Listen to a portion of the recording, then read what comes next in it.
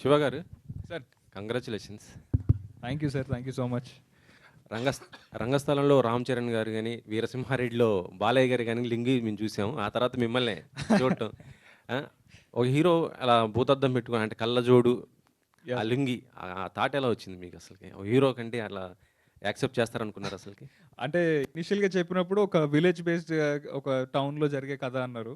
అప్పుడు నాకు డిటెక్టివ్ అన్నారు. ఆ డిటెక్టివ్ అనేసరికి సరే, యూజువల్గా మనం ఇమాజిన్ చేసుకునేది ఒక సూట్ ఇది అనుకున్న డిటెక్టివ్ అనేసరికి అప్పుడు నాకు ఆయన వచ్చి అన్నారు, లేదు బ్రో, ఈ డిటెక్టివ్ కొంచెం వేరు, ఈయన కళ్ళ జోడు లేకపోతే కళ్ళు కనిపించిన ఒక ప్రాబ్లం ఉంటుంది, లుంగి కట్టుకుని తిరిగే డిటెక్టివ్ అన్నాడు. ఇంత ఫ్రెష్ క్యారెక్టర్ ఒక హీరోకి ఎప్పుడు వస్తుంది అనిపించింది. సో ఇమీడియట్గా I wanted to do the film sir. Cinema ఎంత బాగుందో ఆ సినిమాకి ఆర్ఆర్ కానీ మ్యూజిక్ కానీ అంత బాగుంది. ఈ అవును. సినిమాకి రిలీజ్ ముందు సాంగ్స్ కూడా చాలా ట్రెండ్ అయ్యాయి కదా. ఆ సాంగ్స్ ఎందుకు సినిమా నుంచి తీసేశారు అసలుకి? సో అదే అనిపించిందండి ఇనీషియల్గా, అంటే ఒక చాలా సీరియస్ పాయింట్ చెప్తున్నాం అనిపించింది. అది చెప్తున్నప్పుడు ఎక్కడ కూడా మాకు ఆ పాయింట్ నుంచి డీవియేట్ అవ్వకూడదు అనుకున్నాం. యూజువల్గా మనకున్న ఇప్పుడు అటెన్షన్ స్పాన్ అనేది బాగా తగ్గుతూ వస్తుందండి ఆడియన్స్కి. ఒక 5 నిమిషాలు కనుక పాయింట్ నుంచి మనం డీవియేట్ అయ్యామంటే మళ్ళీ వాళ్ళని ట్రాక్లో తీసుకురావడానికి టైం పడుతుంది. సో అదొక కాన్షియస్ కాల్ అండి, చెప్పే పాయింట్ని సీరియస్గా చెప్దాం అనుకున్నాము. అండ్ డైరెక్టర్ కూడా అదే అనిపించిందండి ఆయనకి, ఆ నెరేటివ్ అలా వెళ్తేనే బాగుంటుంది అనిపించింది. ఇప్పుడు హిట్ అయింది కదా, మరి అంటే యాడ్ చేస్తారా లేకపోతే ఏం చేస్తారా ఆ సాంగ్స్ని? యాడ్ చేద్దామా ఏంటి? ఆహా, లేదండి. కొన్ని సినిమాలు కొత్త వాళ్ళని కథతోనే చెప్పాలి. మధ్యలో సాంగ్స్ వేసి డిస్టర్బ్ చేస్తే ఇప్పుడే ఫస్ట్ హాఫ్ కొద్దిగా మిక్స్డ్ లాగా ఏదో అదేలా మాట్లాడుతున్నారు అనమాట. సాంగ్ లేకనట్లు ఓన్లీ కథ చెప్పామనుకోండి ఇంట్రెస్టింగ్గా ఉంటుంది. అంటే ఓన్లీ క్యారెక్టర్ మాత్రం చెప్పాలి అనుకున్నా. మ్మ్. లవ్ అనేది స్టార్టింగ్ నుంచి పక్కింటి అమ్మాయే కాబట్టి నాకు అవసరం లేదనిపించింది అక్కడ సాంగ్. పక్కింటి అమ్మాయి స్టార్టింగ్ చైల్డ్ ఎపిసోడ్లోనే వాడు చిన్నప్పటి నుంచి అదే క్లాస్లో వాడు అందరికీ నన్ను లవర్ అని చెప్పుకుంటున్నాడు క్లాస్లో మొత్తం.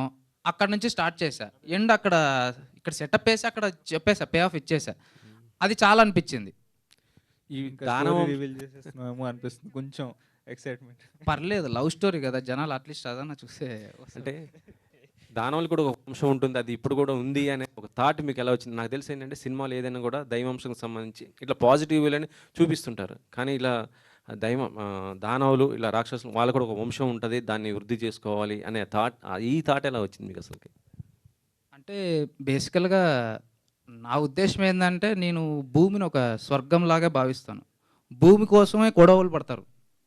ఆ భూమి మీద ఉండేది కొంతమంది రాక్షసులని వాళ్ళకొక జాన్రా ఇచ్చేశారు, మనుషులని ఒక జాన్రా ఇచ్చేశారు.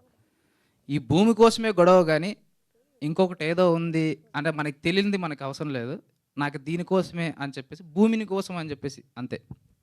పార్ట్ 2 మరి త్వరగా తీసుకొస్తారా, ఏమైనా టైం పట్టే అవకాశం ఉందనుకున్నారు? ఈ పార్ట్ పార్ట్ 2 త్వరగా తెస్తామండి.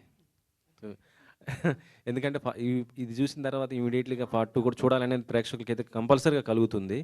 సో ఆ కాన్సెప్ట్ ఎలా ఉండబోతుంది అనుకుంటున్నారు ఏంటి అసలుకి? పార్ట్ 2కి సంబంధించి హీరోలు మరి మొత్తం సేమ్ మొత్తం ఇదే ఉంటుందా క్రూ ఇట్లా, లేకపోతే ఇంకెవరైనా? అది యాక్చువల్లీ ప్లాన్ చేయలేదండి. పార్ట్ 2 అయితే ఉంది, అది ఇంకా రన్నింగ్లో రాయాలి, ఇంకా రాయాలి. ఇంకా ఫస్ట్ హాఫ్ మాత్రమే అయింది, సెకండ్ హాఫ్ దీన్ని అవుట్ చూసుకొని దాన్ని కథ అయితే ఉంది, ఓవరాల్గా కథ అయితే ఉంది. దీని రిజల్ట్ చూసుకొని అప్పుడు చేద్దామని వెయిట్ చేస్తున్నాను.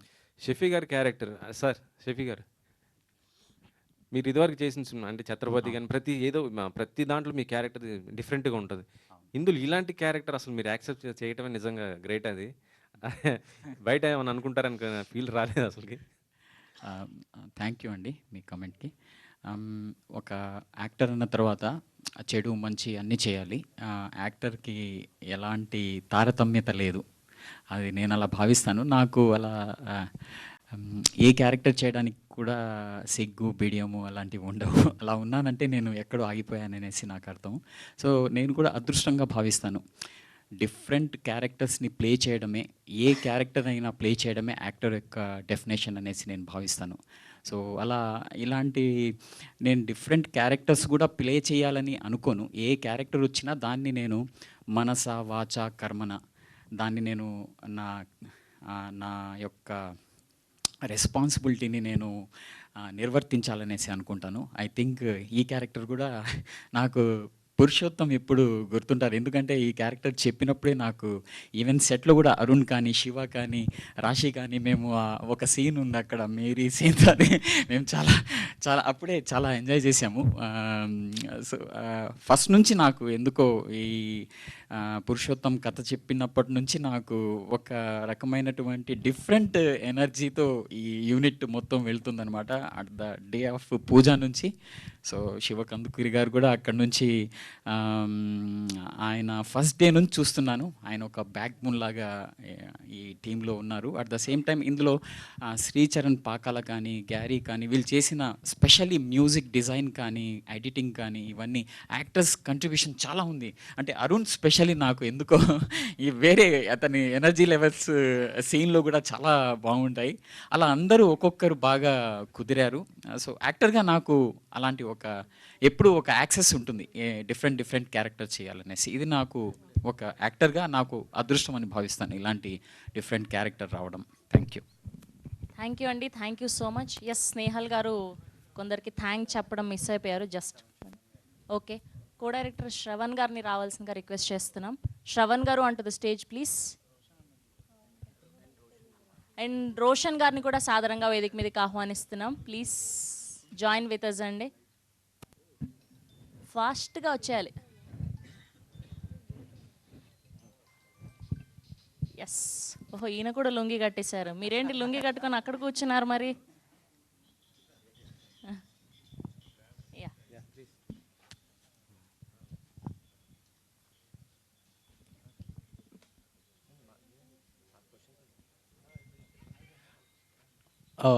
Shravan garu, co-director, big thank you to you for supporting us throughout these 2 years. Yeah, thank you.